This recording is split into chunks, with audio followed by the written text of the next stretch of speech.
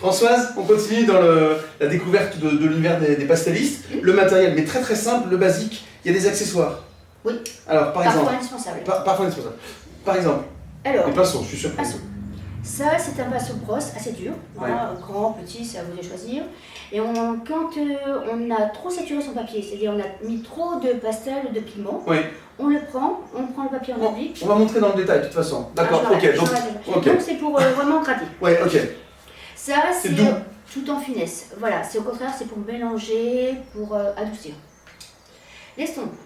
L'estompe, c'est pour mélanger. On évite d'utiliser son doigt, parce qu'à force des empreintes, il y a un petit problème. Ouais. Et donc l'estompe, c'est surtout attirer ou pousser un petit pigment. D'accord. On va tout vous montrer, vous inquiétez pas, tout dans le détail.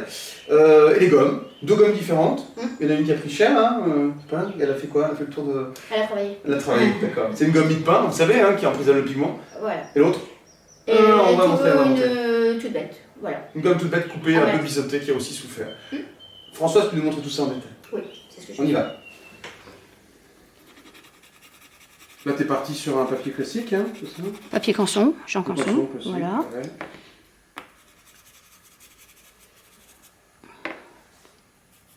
Ah bah ok, pour les accessoires, tu commences avec les doigts, c'est ça? C'est l'accessoire de base du pastelliste. Bien sûr, c'est l'énorme différence avec les autres techniques, c'est le doigt est indispensable. C'est vraiment l'instrument principal. Alors, je vais d'abord montrer au niveau accessoire la gomme. D'accord. La gomme. Gomme, bien sûr, la base, c'est gommé, c'est tout bête. Mais en même temps, montrer aussi que on peut dessiner. Au lieu de redessiner avec un crayon ou avec un pastel, on risque de saturer le papier, de mettre plein de pigments, et que là, on peut dessiner. D'accord. Avec la gomme. Des traces, finalement, hein. Ouais. Alors, maintenant, je vais utiliser la mie de pain. Alors, travail un petit peu différent. Alors, bien sûr, je mets des pigments. Toujours avec ton outil préféré, non, c'est ça? Oui. Voilà, je vais aussi passer. Avec la pulpe du doigt, ouais. Bien sûr. Belle couleur, là. Voilà. Et maintenant, alors, l'avantage de la mie de pain, c'est on peut la malaxer et surtout lui donner la forme que l'on veut. Voilà, on peut l'affiner. Oui. Et le but de la mie de pain, c'est d'enlever tout doucement. Il y a une petite différence avec la gomme classique, mais là, c'est tout doucement. Alors, on remalaxe et on continue. Le but, c'est d'attirer le pigment dans cette gomme mie de pain. Maintenant, au niveau instrument, l'estompe. Vous avez différentes grosseurs. Estomper, alors, bien sûr, écraser, étirer. Et sur les frontières, sur les bords. Voilà. Alors, il faut un pigment assez tendre. Hein. Voilà. Et on attire et on mélange. D'accord. Et en même temps, on peut enlever. Vous voyez l'effet. Vous pouvez réaliser tout un dégradé de nuances. Ah, okay. Voilà. Ouais, très bien, très bien. Alors, avant de vous montrer l'instrument suivant, bien sûr, il me faut du pigment. Toujours sur je passe mon doigt. Classique. Alors là, pour utiliser le pinceau qui est assez doux, bien sûr, il faut pas mal de pigment. Vous avez vu, j'utilise aussi bien du dur que du sec. Oui. Ce n'est pas gênant du tout.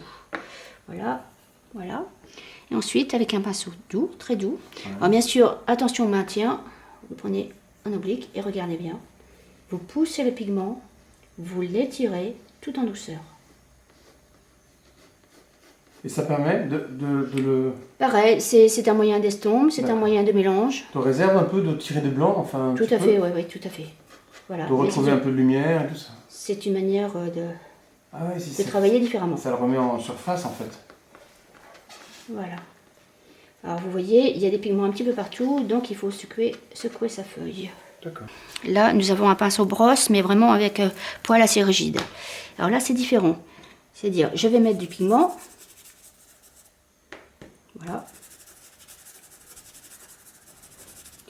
Et à un moment donné, j'en ai trop. J'ai vraiment saturé mon papier, donc je veux en enlever. Alors attention, là, c'est...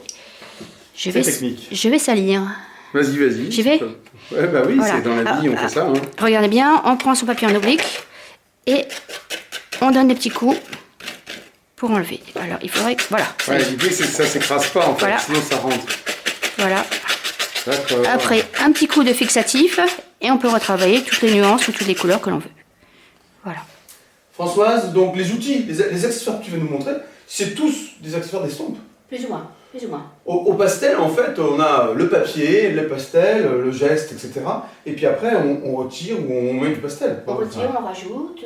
Quand on a un petit peu trop saturé, eh ben, on utilise soit un pinceau, soit la mi-pain, soit la gomme.